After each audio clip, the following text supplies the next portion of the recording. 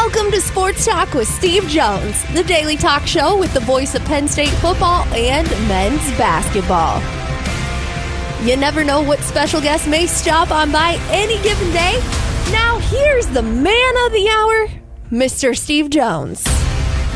Welcome on in to the latest Sports Talk with Steve Jones, powered up by the student bookstore, the Big Blue on the corner, and Happy Valley Live. Mr. Steve Jones, the news broke this morning from Adam Schefter that Robert Kraft was not voted for the Hall of Fame class of 2026. This follows up last week's news that former Patriots head coach Bill Belichick was also not selected for entry. How the voting works, for those wondering at home, you have 50 voters. You need 40 of 50 votes. They each get 3 votes for 5 people in the contributor category, which was Kraft, Belichick, Roger Craig, Ken Anderson, L.C. Greenwood, and neither of the Pats got in, Steve. Well, L.C. Greenwood was a terrific player. Mm-hmm. Ken Anderson, in a day where you valued accuracy, because Ken Anderson threw the ball down the field. Mm-hmm. If you're completing 70% of your passes and you're throwing the ball downfield and not padding your numbers by dump-offs and flanker screens and things like that, phenomenal. And Roger Craig should have been in a long time ago. Yes. There are very few people in the history of the game that in a season had 1,000 yards receiving, 1,000 yards rushing. And Roger Craig also was tremendous in big games, really was. Now, as for Kraft, you could tell that the committee did not have anybody on there from CBS, NBC, ABC, ESPN, Prime Video, because he's shown every game because he's on the TV committee. Mm-hmm. I'm not being a punk here. No, yeah. Okay? But why do they always show Jerry Jones and why do they always show Robert Kraft? Because they're on the TV committee. Mm-hmm. I mean, where was the Broncos ownership? We didn't see the Walmart, the Waltons. Didn't see the Walton family. We saw Joan Allen run the flag up, the 12. That was her last appearance. Mm-hmm. And until the post game. Post game, she had to accept the trophy. Mm-hmm. But sorry, but I'm sitting at home like, how transparent can you be? Mm-hmm. Right? If I'm CBS, I need to keep the contract too. Look, Robert Kraft has been a great owner in the league. When they were in trouble with the lockout, and his wife Myra had passed away, I believe. She had just passed. Robert Kraft is the one that really brokered the two sides to get them back and playing again, because they could have done incredible damage to the league. He saved the Patriots.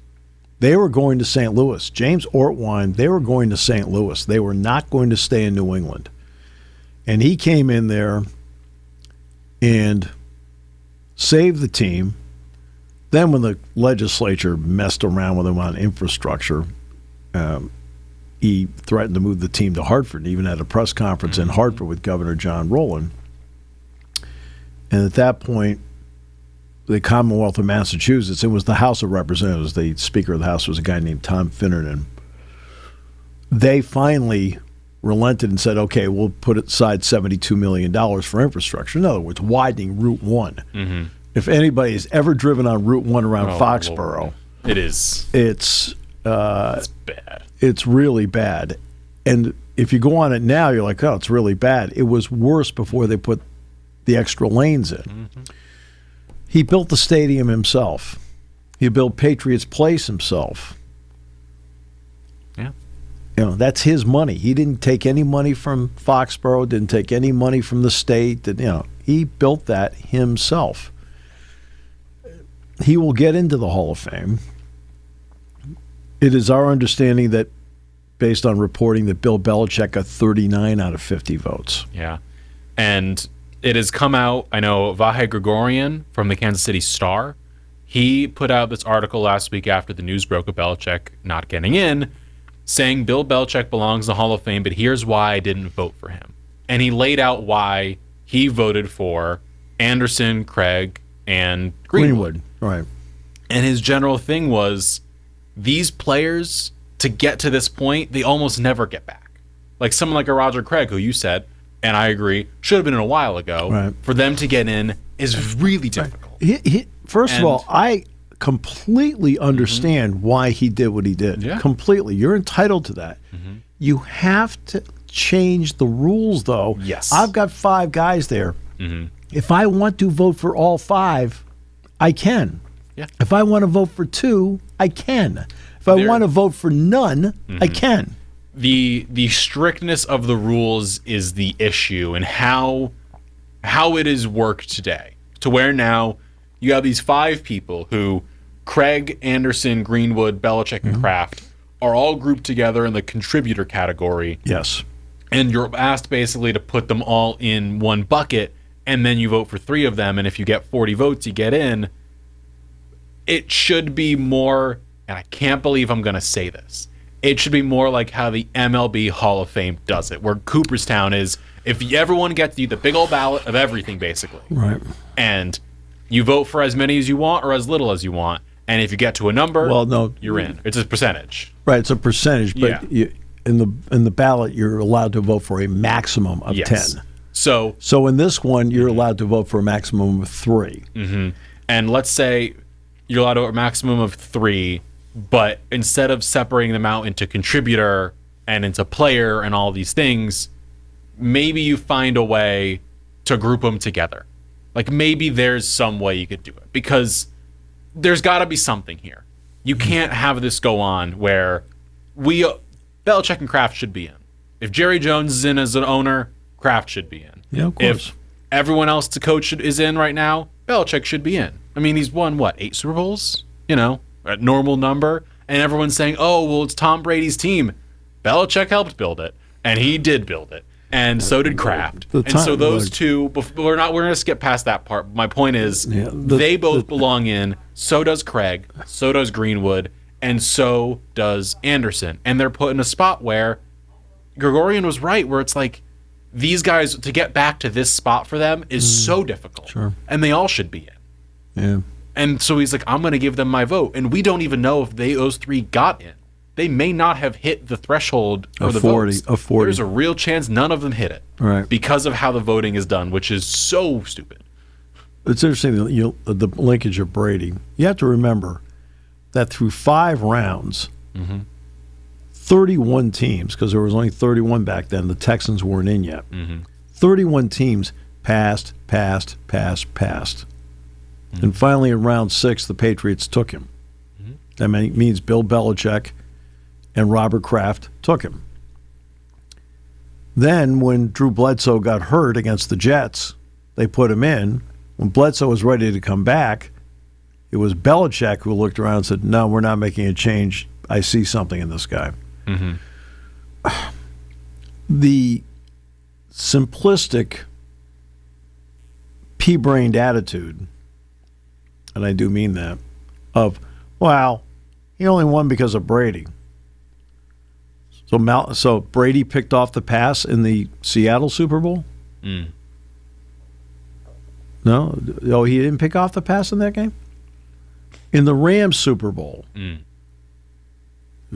Brady had, how many interceptions did Brady get in that game? And they held the Rams to 3 points. Oh, that's right. He doesn't play defense. Did you know Brady kicked field goals as well? Kicked field goals, the whole thing. Right. Brady, an absolutely awesome player. But Bill Walsh never won a Super Bowl without Joe Montana. Okay? Simple. You won 3. You didn't. Chuck Noll didn't win a Super Bowl without Terry Bradshaw. Oh, by the way, and a whole list of other guys, including a guy I work with. Bill Walsh, we just talked about Roger Craig. You won with Joe Montana and a whole bunch of other guys. I mean, you keep going through the long list of what coaches have won with, and it just turned out they were together a long time. And Bill Belichick was great for Tom Brady, and Tom Brady was great for Bill Belichick. And to sit there and go, to attempt to be insulting to somebody, well, he didn't win without Brady. It's like, do you know the history of football? Lombardi won 5 championships. He didn't win any without Bart Starr. Okay? Oh, and he also won with Ray Nitschke and Dave Robinson and and Forrest Gregg and Jim Taylor and Paul Hornung, and they're all. I mean, there's a long list of guys. These championship teams all have multiple Hall of Famers all over the place. Willie McGinnis and Ty Law and those guys, they're all in the Hall of Fame. John Hanna, right? Hall of Fame. Come on. Yeah. There's just, it's easy to make comments when you are not a thinker. Mm-hmm. It's easy to make comments where you're not a thinker. Yeah. And there are too many people that make comments that just, follow the leader, which means you're not an independent thinker, right? You're just a follower. And, yep, I agree. Yep, you're darn right. Didn't win without Brady. And hey, Brady won in Tampa Bay without him. Okay, great. I thought Montana played really well when he was with the Kansas City Chiefs. They didn't quite get there. Okay. That happens. Yeah. But it's that kind of simplistic, can't put two and two together thought process that that's why, you were talking yesterday about social media. You want to know why I never post on social media and why I never pay attention to it? Why is that, Steve? There's nothing on there that's worthy of my time. I spent my day yesterday getting ready for Michigan, doing advanced work on USC, doing advanced work on Oregon, doing advanced work on Washington because I've got a cramped schedule. Think I had time to sit there and go, gee, I want to think Bobby thinks on X. I'm at practice every day. I don't know. I already know what's going on. Yeah. I have a question for you. So what I don't understand is the NBA has it where there's multiple different categories of those who can get nominated. And then, of course, you do have to get the flip number of 75% to get into the hall. Why are we grouping the senior players, in this case Craig, Anderson, and Greenwood, with a contributor like a Belichick and a Kraft? That doesn't make sense to me. Where you've got players and then coaches / owners that are put in the same spot. I understand the idea of a senior player where you're 20, I think, or 25 years beyond when you played, so you're in that category. That makes sense. Yeah. But you've got the contributor part, which is the Belichicks, the coaches, the owners like a Kraft. They're all in the same boat. That I don't get. There should be just separate the two of them. Just separate the senior and separate the contributor part. Make them two different categories. I just think that they already have the committees for this. I understand. Why are we combining them? I understand why, but just change the rule and you can vote for as many guys as you want. Yeah. What's wrong with that? Or if you're going to do it, separate it so there's a legitimate chance that these people have the ability to get in. Let's say you get down to the contributors and there's 3 and you can only vote for 1. Right, but okay. Let me put it this way. Bill Belichick was on the ballot. He got 39 out of 50, so he didn't make it. But that meant Mike Holmgren wasn't on the ballot.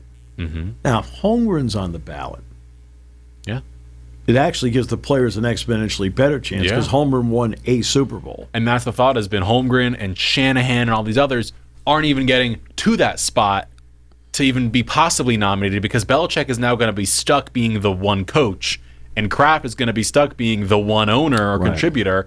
And so everyone else behind them is going to be backlogged because no one else is going to get in until those two get in from those 2 spots because they're going to be the ones nominated again next year.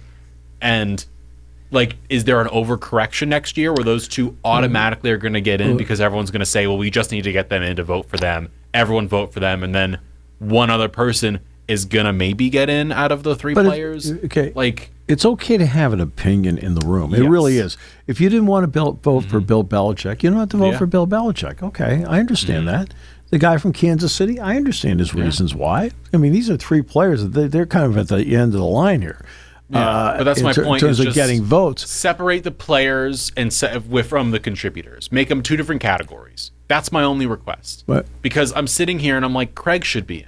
And Greenwood should be in. And they may not have gotten in as modern era players at their time over their 25 years of being able to get in because getting in is tough, which it should be as a player.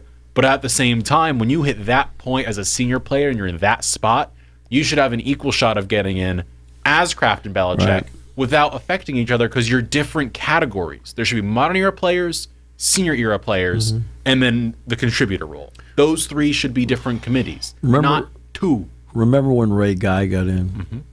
Now, I remember Ira Miller was one of the voters. And we ran into Ira all the time. When Ira always made a trip to Penn State every year, he'd always come over and see Jack and I. And then if we ran into him on the road, he always came down to the booth and we'd talk to Ira for a while. So one day we're at Wisconsin, and Ira comes down into the booth, and he says, "Hey, Jack, can I talk to you for a second?" He says, "Ray Guy's on the ballot. You played against him." He says, "Do you think Ray Guy's a Hall of Famer?" He says, and Jack says, "Yeah, he is. I really believe he is." Okay. So that helped Ira with his vote.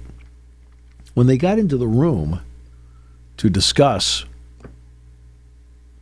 Ray Guy, okay, Peter King, whom obviously I know, argued about Gerald Wilson of the Kansas City Chiefs. Well, Gerald Wilson, by the way, is not a name that anybody out there really knows, but I know. I watched Gerald Wilson, number 44, Kansas City Chiefs punter, punted in 2 of the first 4 Super Bowls. He was a phenomenal punter, but he didn't get the publicity Ray Guy did.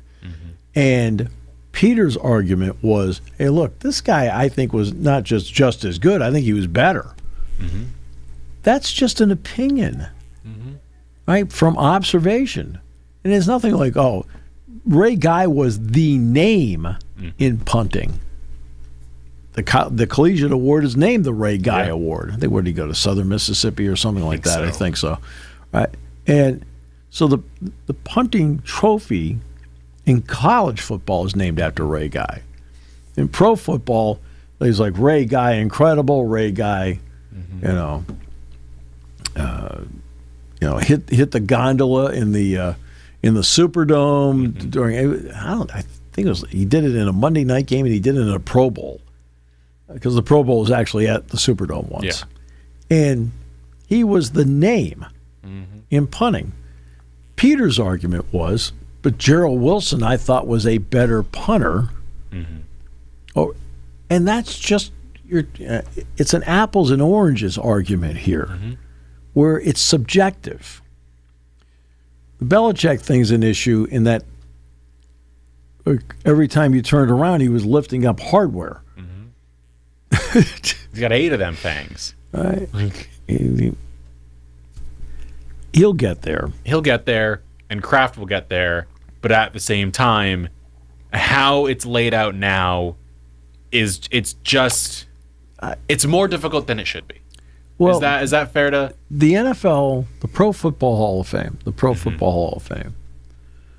to me is the most difficult one to get in. Yeah.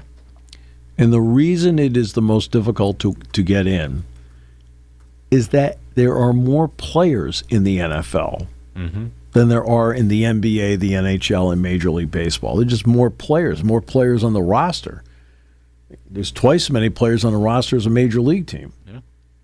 Well, when you limit it to 5 that you can vote for, you are eliminating how many? There are 15 players who are up as the finalists. Those are finalists. It's 15 finalists. And it's not the Hall of Really Good. It is the Hall of Fame. And I think they've made one great choice after another. And sometimes guys have to wait their turn. Jerome Bettis took him a little while, finally got in. 3.9 yards a carry doesn't help you. But that's his career number. You know what his playoff number was? 3.4. Normally today that gets you cut. But it took him a while to get in. Now, you mentioned Frank Gore, for example. It's going to take Frank Gore a while to get in.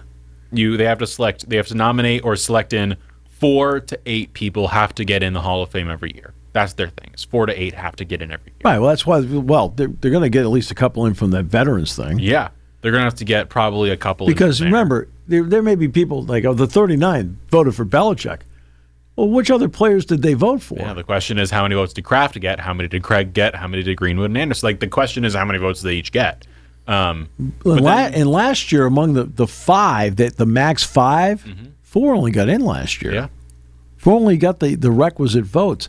And you always have somebody that is from their city, covered them, and they usually in the room are a presenter for them. So I guess in the case of Belichick, whomever it was, right? Was it Santos? I can find the exact person that presented him was Sandoz or something like that got up and said, Bill Belichick, enough said. That's all he did. Well, what more was he supposed to do? Yeah, this year it was Ron Borges is the is the New England voter. He's from the Boston Globe. Yeah. He covered the Patriots for decades for the Boston Globe, Ron Borges. He is the Pittsburgh voter, or the New England voter. The Pittsburgh voter is Jerry Dulac. Which we had on the show last week. Yeah. So, and Jerry did vote for Belichick, and Jerry is the one that revealed everybody their 39 votes. And in terms of the modern era players, again, let's say 4 to 8 people have to get in every year. So we know Belichick and Kraft aren't in. So it knocks 2 of the possible 20 names out of here. The 15 modern era players. We, again, as we did earlier, we assume Drew Brees is getting in. Yes. I am going to assume that. Larry Fitzgerald. Larry Fitzgerald's probably getting in. Yes. So that's 2 names. Right. So let's assume at least one of those 3 player names of Craig, Anderson, Greenwood get in. I'm guessing Craig gets in. That's my guess. At least one of them is going to get it. But again, in the category that Fitzgerald and Brees are in, a total of 5 can get in. Yes. That's the max number. And so the question is, who are the other 3 guys if they can get there? Because last year they had only 4 got in. And so you've got Brees and Fitzgerald. Then you've got Willie Anderson, who is an incredible tackle. You've got Jari Evans, an incredible guard. Frank Gore, as you mentioned. Torrey Holt, Luke Kuechly, Eli Manning, Terrell Suggs. Eli Adam Manning Vinatieri. did not get in, from my understanding. Yeah. So you have Eli Manning didn't get in. You got Terrell Suggs, Adam Vinatieri, Reggie Wayne, Kevin Williams, Jason Witten, Darren Woodson, Marshall Yonda. All of them are incredible players for a reason. They're all here because they are great players. They all got to this point. And then from here, as you said, at maximum 5 get in, that's a fair number. That's fair. At maximum 5 get in, and they have to have a total of at minimum 4 from both categories combined get in. So we know that is the number we're required to get. So if Brees and Fitzgerald are in, who are the other 2? If they're not going to be Manning, not Belichick, not Kraft. Like, it's just a weird, messed up system in the NFL's case to where this is this discussion, and it's a weird discussion. Well, first of all, one of them's a guard. Yeah. It's very difficult for guards to get in. It is guard. It's difficult for Yonda's a guard / tackle, and Jari Evans is a guard. It's tough for them to get in. It's tough for them to get in. Tackle, it's easier because you can see things more with a tackle than you can with a guard. Yeah. But the guys in this committee also voted, many of them probably voted for the all-pro team in the course of their careers. Yeah. So they were looking for elements like that. Luke Kuechly was an outstanding linebacker, was all over the place. But he played for 7 years, so it's the longevity piece. Longevity piece, finally had to exit. And that comes into play. Frank Gore gained a lot of yards. 3rd all time. Right. Yet, with all due respect, if you were to say to me, you can only vote for one, you're going to play today's game. It's the Super Bowl. I can only have one running back that's on this ballot, Frank Gore or Roger Craig. It's easy. It's Roger Craig. Yeah. For me, it's easy. Yeah. It may be, you may be easy for Frank Gore, but I would agree. I would take Roger Craig in a heartbeat. I just thought he was a better all-around player than Frank Gore. Now, that's not saying that Frank Gore is not I'm not saying he's a bad player. He's a great player. But I just think that other – so I'll use the golf analogy one more time. My brother and I go to the Greater Hartford Open. I've told this story 1,000 times. We'll make it 1,001. Tommy Armour III, who actually won twice on the tour. We're at the 10th hole, slight dog leg right, whole thing. We're walking down the 10th, bum, ball bounces, and lands in a bush. I don't mean under the bush, in the bush. It's this high off the ground in the bush. He comes out, looks at it, goes out in the fairway, comes back, looks out in the fairway, comes back, looks at his caddy and says, 4 iron. Okay, he's right-handed. takes the 4-iron, slices it out of the bush, rolls on the green 20 feet from the hole, sinks the putt, gets a birdie. There are 8 billion people in the world. 156 have their tour card. Okay? The guys that are finishing 100 to 156 don't stink. They're just not as good as Tiger Woods. Well, Frank Gore and all these other players that are in there, well, I'd take Roger Craig over Frank Gore. It's apples and oranges. They're both great players. It just depends on what your preference is, right? Yeah. You know, that's what always gets me about this. I always love when I hear fans, you beat a ranked team, overrated. Like, so in other words, your win is not that impressive. Your win wasn't that impressive. It was an easy day here at the office. I mean, come on. I wish we would get back to more respect in sports instead of all the childish stuff that goes on. Can I give you a thought? Can I give you a thought here? So the audience is aching for one of the two of us to have one. So the semifinalists for the coaching position, there were 9 of them. There were 9 coaches nominated for the semifinalist spot that were then up for the finalist, which of course was then Belichick, who got into the next category. Right. If there's 9 semifinalists, knock it down to, let's say, 5 or 3, and then from there you're allowed to vote for one person. And if you hit that threshold, then a coach can get in. Right. And then same thing for the seniors. So the coaches class, the semifinalists, were Belichick, Coughlin, Mike Holmgren, Chuck Knox, Buddy Parker, Dan Reeves, Marty Schottenheimer, George Seifert, and Mike Shanahan. Let's say you take 5 of those names, and you say you're allowed to vote for one. If that one gets 80 or 75% or 80%, whichever it is, then you get in. Or you're allowed to vote for 2, and anyone who gets that threshold gets in. Same thing for the senior vote, which were the contributors. My 2 would have been Belichick and Coughlin. Let's say Belichick and Coughlin, but let's say Belichick is the one who gets 80. Let's say Coughlin gets 65, 70, because some others vote for, let's say, they vote for Shanahan or Holmgren or whomever. Right. Let's say Belichick then is the one in. And then the semifinalists for the other committee were K.S. Bud Adams, Roone Ulrich, Ralph Hay, Frank Bucko Kilroy, Robert Kraft, Art Rooney Jr., Clark Shaughnessy, Seymour Seawoff, and Buddy Young. Let's say the same thing. Roone Arledge started Monday Night Football. You want to know why he started Monday Night Football? Because the NFL went to CBS. And I think it was Paley was the head of CBS at the time. And he said, excuse me, Monday night we have Here's Lucy and we have Gunsmoke. No. ABC had nothing. You want to talk about the definition of the third network. So Roone Arledge will take it. Yeah. And his original team was Don Meredith, Howard Cosell, and Keith Jackson. Not bad. Not a bad team. He wanted Frank Gifford. Gifford was still under contract to CBS. So after the first year, Arledge makes the change. Well, Keith Jackson is in Milwaukee to do the NBA on a Sunday.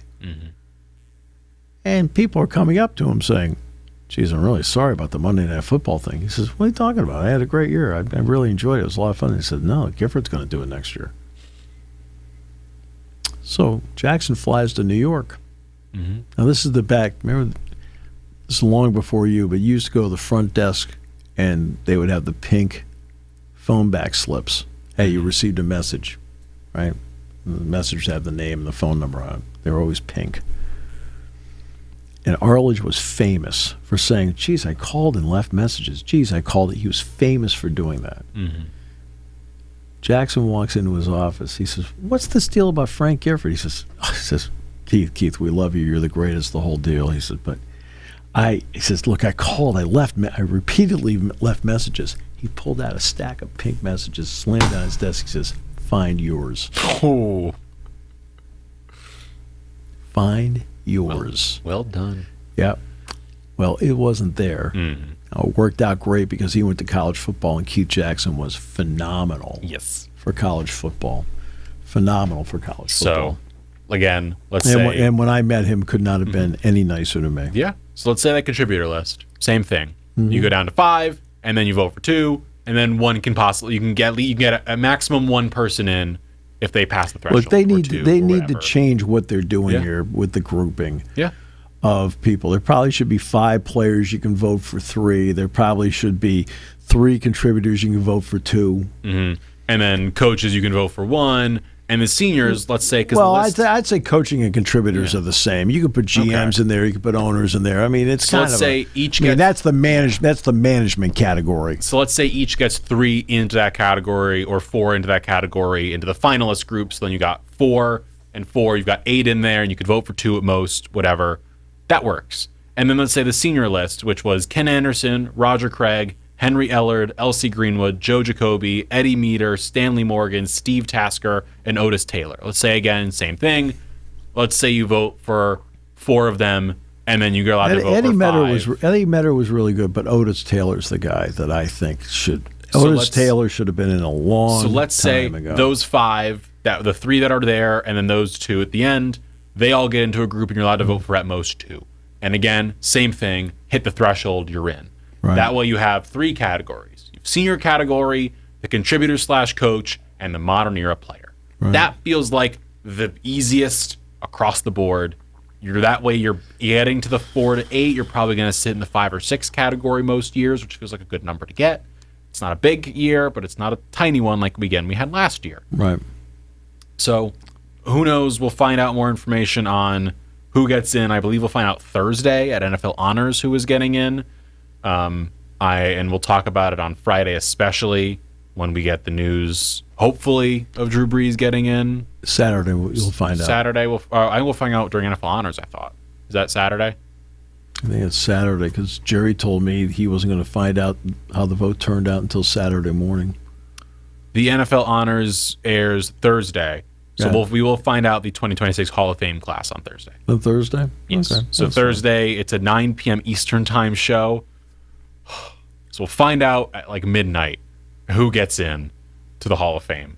And then Friday will be a fun time. Part of that is that the game is in San Francisco. It's in San Francisco. Yeah, well, the game is in Santa Clara. So and it's an hour to No, but it's 3 hours removed at 6 o'clock there. No, I know. That's the reason why. So I mean, I'll be in Ann Arbor. Yeah. I'll be in a car. Mm-hmm. Whatever. Yeah. The odds of me finding out. We'll find out Thursday night. Friday will be a discussion point. But along with all of this is college basketball. We talked about it yesterday, of course, with Penn State, with the men's basketball team. And I got a question today from somebody who asked, when did college basketball, I think sports in general as well, become more about the player and less about the team? Like, for instance... That's actually easy. For instance, it's Darren Peterson, and then he plays on Kansas. Yep. And there's Cameron Boozer, and he plays on Duke. Yep. Versus, let's say this was the 2008 maybe, where it was UNC and Tyler Hansborough, or BYU and Jimmer Fredette even. Like, when did it flip to where, especially in college basketball, it is really about the player and then the team after? Everything flipped in the 90s when the NBA went to that mode.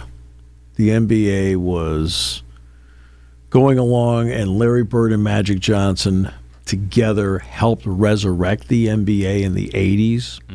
And Michael Jordan came along, and suddenly it was Michael Jordan and the Chicago Bulls against Patrick Ewing and the New York Knicks. Michael Jordan and the Chicago Bulls against Larry Bird and the Boston Celtics. Michael Jordan and the Chicago Bulls against Magic Johnson and Kareem Abdul-Jabbar and the LA Lakers. And then Charles Barkley and the Phoenix Suns against Michael Jordan and the Bulls. That's where it changed, because the NBA made the conscious decision. It was their decision. David Stern was the commissioner of the NBA at the time, that they needed to put the marquee player's name out there first and to promote it and work it around the player, because they thought it was a better marketing tool than working it around the team. And they're the ones that got the ball rolling in that direction, where today you get to see, boom, name right there. Anthony Edwards and the Minnesota Timberwolves, or Nikola Jokic and the Denver Nuggets. It is not changed. And when you sit there and, again, you go to the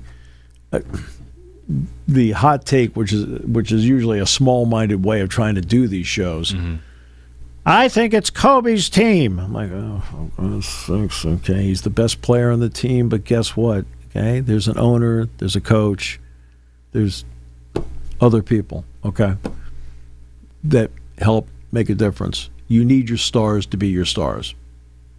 Mm-hmm. But he doesn't run the team. No. He just doesn't. And you always need your stars to be the stars. Mm-hmm. Saquon Barkley was a star. In the big games, you need Saquon Barkley to be great. Well, in the Rose Bowl, he was great. In the Big Ten Championship game, he was great. In the Fiesta Bowl, he was great. Well, you need your stars to be the stars. Of course, Godwin was great in every big game he played in at Penn State. So that's where it came up. Mm-hmm. It was then adopted by other sports. Mm-hmm. Today, Tom Brady and the Patriots against, or it's Patrick Mahomes and the Chiefs against Josh Allen and the Buffalo Bills. And then CBS spends the entire time, and this has become absurd. This is bad television, in my opinion. Mm-hmm. Well, here they are. There's 12 seconds left. Josh, 4 years ago, I don't care. What's he doing today? Mm-hmm. Just do today's game. I don't need a history lesson on it. The whole week was spent doing the history lesson. We don't need to keep revisiting it. Who's the producer in those broadcasts? Okay? Do the game. Hey, it's today's game, today's players, how they're playing, what they're doing. History has nothing to do with today's game. Can I add in another piece to this? Yeah. So you said it happened with Magic and Bird as they were the marquee. It really transitioned when Jordan. Michael Jordan really ascended. Mm-hmm. So the let's say the early 90s. Right. So the early 90s, it really took off because it was still the Celtics and the Lakers. And the Lakers, and Bird was great, Magic was great, but it was still the Celtics and the Lakers. But when it was Michael Jordan, and he had nothing to do with it. It just turned out that they had a gold mine there, and they said, let's promote the gold mine. We need to get bigger ratings. If he's playing, we've got to tell everybody that he's playing in the game. And Jordan, unlike today's stars, actually played in 82 games. So let's say Jordan wins in 91, and they win, of course, 3, come back, 3 more, win through 98. What happens in 1998 after the NBA season ends in May? What happened after that, Steve? Well, Kobe Bryant was drafted by the Charlotte Hornets and traded to the Lakers. Well, not that. I'm referring sport-wise in 1998. McGuire and Sosa. You've got them now as the marquee names that carry sports through the summer and into the fall, where the 98 home run race is one of the biggest sports things that's happened. Yes. So all of a sudden, it's just a name and name and name and name and name and name and name. And then that's basically a decade of it. So then everyone has shifted at this point over to where now baseball's doing it, as we've talked about with Aaron Judge, Shohei Ohtani, Mike Trout. Like, it's the I'm coming for the star thing. And so you got the MLB, we have the NFL, we have the NBA, and someone posted a video talking about the idea of money in sports, and that at some point it'll trickle down from the NBA, the pros, to the collegiate level to the high school level, as we've kind of seen. Same thing, where it starts in the pros with the name thing, and then at some point it's going to get adopted by the collegiate level, which in this case is now where it's Darren Peterson or AJ DeBonsa in BYU or Cameron Boozer in Duke. And I guess I don't know if it's a old take or what. I don't get it from people, but I just preferred when it was a team with the player. When you had UNC and Tyler Hansbrough. He was incredible, but it was UNC and him. Or BYU and Jimmer Fredette. We all knew he was the star, but it felt like they were one. And even there's a lot of teams now where it feels like that. But you've got every so often just the one player who ascends. It's okay, whatever. But why are we putting so much pressure on an 18 or 19-year-old to be a star in college when they're trying to learn about how to do taxes? Or when they're trying to say, oh, well, what happened in 1834 that I need to learn about today in history class? Yeah. Like, at some point, there's got to be some just semblance of, like, self-reflection of, like, we're going too far. When you're around it every day, and I am extremely fortunate to be around it every day, practices, going to every football practice, going to every basketball practice. I am constantly reminded, by being around them, they're 18 to 23 years old. Over and over again. Things will happen. It's plain as day. They're 18 to 23 years old. And so I never forgot that, because there is a difference between what I'm doing where I'm there every day and the great fan that goes to the game, but they're not around them every day. So that's the separator. And we now have another element out there that is putting more pressure on an athlete. That's the gambling aspect. Well, what do you mean, pick player? Let's say it's Joey Aguilar of Tennessee. The over and under today was 300 on whether he'd throw for 300 yards, and I chose the over, and he threw for 298. Well, gee, who are you furious at now? Well, Tennessee won the game, but you went with a prop bet, and he missed by 2 yards, and you're not happy. You're not happy with a 22-year-old who's just out there playing a game? What, because he didn't throw an out pattern at the end to get to 304? And you have people out there that are doing that, and they're getting upset and mad at athletes. And if they lose a game, because of social media, and the players are all out there using social media as part of their brand, everybody has access to getting to them now. And it has become a vicious cycle where you're 18 to 23, and like people, there's certain people that are loving you. There are also certain people that think you're the scourge of the earth. And may I add in a piece here? It felt like for years there was a bit of protection players had because of the coaches they had. That sure. When you had Mike Krzyzewski and you had Roy Williams, and of course you go back further with Bob Knight, and you've got someone like Joe Paterno, and you've got a Nick Saban, and Bear Bryant, and Bobby Bowden, and you have the level of coach. It almost deflects from the explosion of popularity of a player and protects them as a collegiate athlete. Because, but my yes and no. But to some extent, the players that came through at Duke under Coach K were stars, but it always was, as you said, the headliner. A lot of the time, it would be the coach.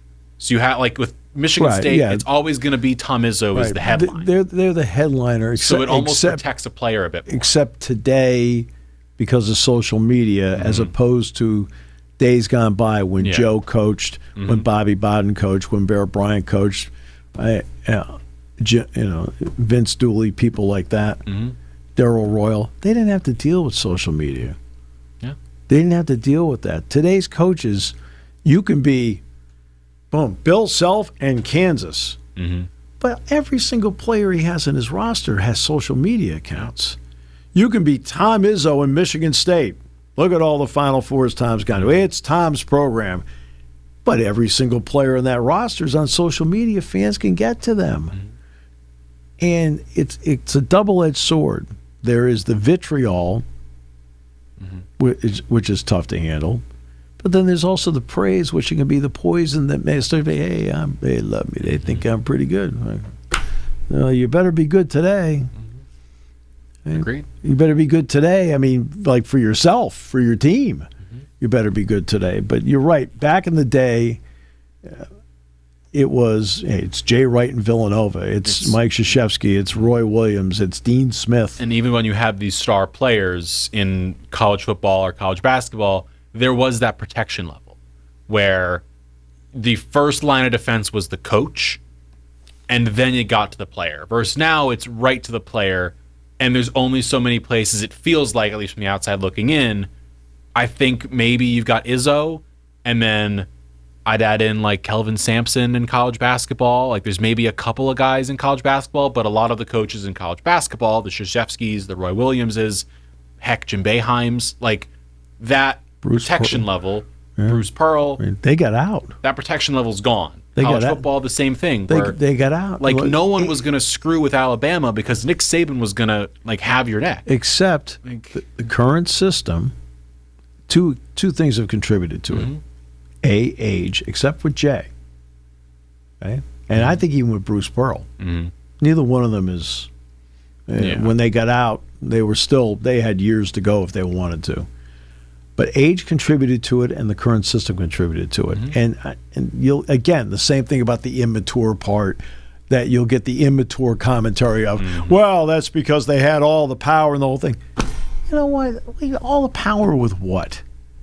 Okay? You're trying to instill team values in a team. You're not out there looking at Bobby over there, and I'm going to grind Bobby into the ground because I got power. That's not how they looked at it. They want to win games. They want their best players out there. And at the same time, they want them to have productive lives and have some discipline behind them. I'll tell you the story. I've told the story before. I'll tell it again. Michael Robinson told me the story. The Seattle Seahawks, the year they won the Super Bowl, Pete Carroll called a meeting for 4 o'clock in the afternoon in Seattle. Well, at Penn State, when you played for Joe Paterno, 4 o'clock meant 3:45. I spent an entire chunk of my career being 15 minutes early to do the pregame show with him, except I'd be there 20, just in case. To get there even before he did. Right? To make sure we always referred to it as Paterno time. Pete Carroll called the meeting at 4 o'clock, right? Just before 3:45, Mike told me he walked in the room. There was only one other player sitting in the room. The only other player was Jordan Hill from Penn State. They're the only ones. But that's what the coach instilled in them, that was important, that if 4 o'clock meant 3:45, that you weren't late for people. Right? That's just a standard. That in other words, he called the meeting, I'm not going to be late.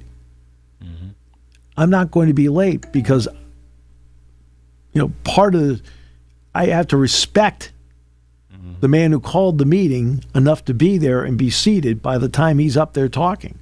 Right? That's not power. That's teaching life lessons. Now, that's why so many athletes in other areas are so successful in life, because of what they learned in sports. That's why, the almighty powerful coach. The almighty powerful coach is trying to deal with 125 people. The person writing about the almighty coach, how many people are you in charge of? You're barely in charge of yourself. You're taking orders from other people. The almighty powerful coach. Well, if they're abusive, like Frank Kush was, okay. And we've got a case of abuse at North Carolina State right now. They're talking about it, but it's with a doctor, I think. Maybe. It is, but you've got, stuff like that. People talk about, Bob Knight, Neil Reed. Totally understand it. I watched the tape. Yet the players that played 4 years for him, like I just saw Calbert Chaney and had a long talk with Calbert Chaney. They swear by him. Yeah, they got yelled at.